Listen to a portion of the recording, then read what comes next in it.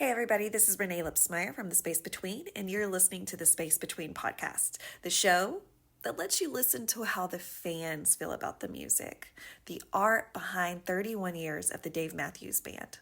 Stay tuned.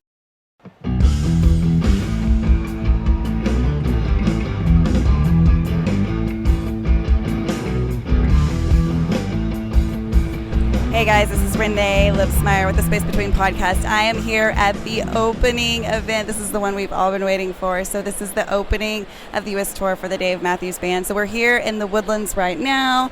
I'm going to let Mary pan around and show everybody. Of course, there's a buzz. Everybody's excited about tonight. It looks like we've got a good solid crowd of people that consistently follow the band. But then it looks like we've got a lot of newbies too, just based on their age, right? So good parenting, that's what I like to think, is when we see young kids that their parents, shout out to them for letting them enjoy 90s music. So again, I'm just going to we'll move over this way and I'll show you how big the pit is. Cynthia Wood's Pavilion actually has one of the smallest pits for the Dave Matthews or for the tour. So, this is a hot ticket for sure. It's hard to get a pit ticket because there's not a lot out there. But then the Pavilion is a nice size, and of course we have a large lounge, a large lawn, and that's what we're going to be a part of tonight. Is the lawn we both bought. Mary and I, who is behind the camera. Yeah. So Mary and I bought tickets at different times, and so we have individual seats in different places. And so in order for us to sit together and with people we know, we're gonna hang out on the lawn tonight. And so you know what they say, party is always in the back. So we're going to try to experience the first party in the U.S. for 2023. So we're super excited. So we'll continue to record throughout the night. We'd love to hear what your first, your opening, what do you think that they're going to open with? A lot of people are saying they think that it's going to open with the song from the new album because, of course, that debuted today, too. So if you haven't had a chance to listen to that, you can download it on any of your music apps. Or, of course, you can always go to your local record store and buy the record. You can also purchase special editions through the Warehouse, which is the Dave Matthews Band fan club. So be sure, stay tuned. We're going to keep recording out through the night. Peace, love, and Dave Matthews Band. Hey guys, I'm Renae Lipsmeyer from the Space Between podcast with Renae Lipsmeyer. We have just finished up the first concert of the U.S. tour. That's a tongue twister after you've been yelling all day long. It's like my voice is already gone. So I'm so excited. We've just finished. It's 10:24. He did put on a good concert that lasted a long time. In total, we got at night, we had 18 songs before the encore and then 2 songs. So it was 20 songs total, which was awesome. So let's talk about the opener. I don't think anyone would have guessed it. There were a lot of guesses that this would be it. So you were all right. So we had a Bismarck opener. So I know that this is what everybody was wanting. And so I want you, if you didn't listen to it live, I want you to go back and listen to this, because in the 3-ish minute mark, Jeff has a sax solo in that, and it just really highlights his capabilities and flexibilities as a saxophonist. So the whole song total, Bismarck, was just a little over 4 minutes. So it's a shorter song. It wasn't something that they did an extended version of. It was just a short 4-minute Bismarck.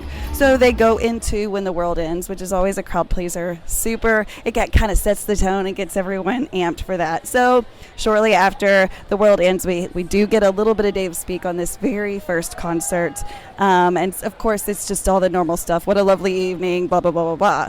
So third song, I think, was a little bit of a surprise. We got Rapunzel. So, that's always a delicious surprise. Rashawn was really highlighted in that song, and I think that it, again, showed his flexibility as a trumpeter, and what an addition to the band he is. I mean, shout out to the horn section. It's always my favorite. I love them.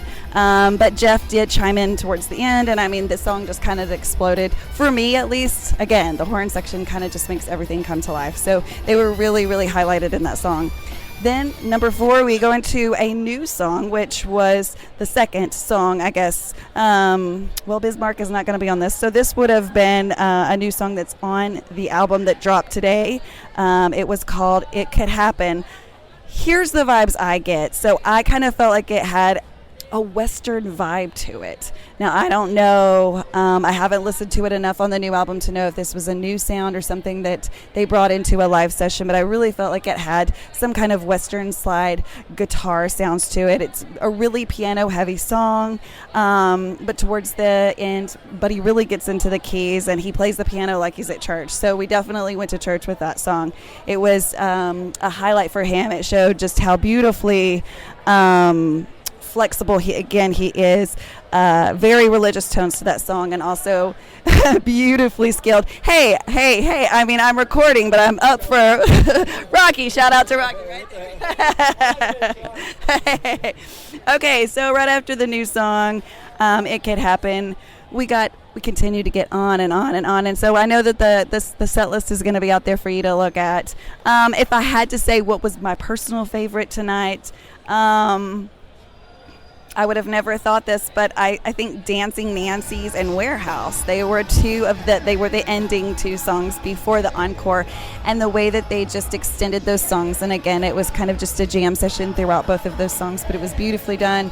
Those are old songs that they can, just be so flexible with and just kind of go, make it new, make it old, change it up, and so those are always two classic songs that most everyone knows, but it's always still good to hear continue time after time after time. So continue to stay tuned in as we head to Dallas tomorrow to get the second U.S. tour location, and then again we'll be on to Rogers and on and on. So continue to watch the podcast. If you're listening to this will also be available on YouTube. So thank you, and don't forget to subscribe, like, and comment. More to come. And again, my voice is so messed up, but this is what you sound like after screaming and yelling after day one. We'll see if we can hold up because we've got 9 more to go. So peace, love, and Dave Matthews Band.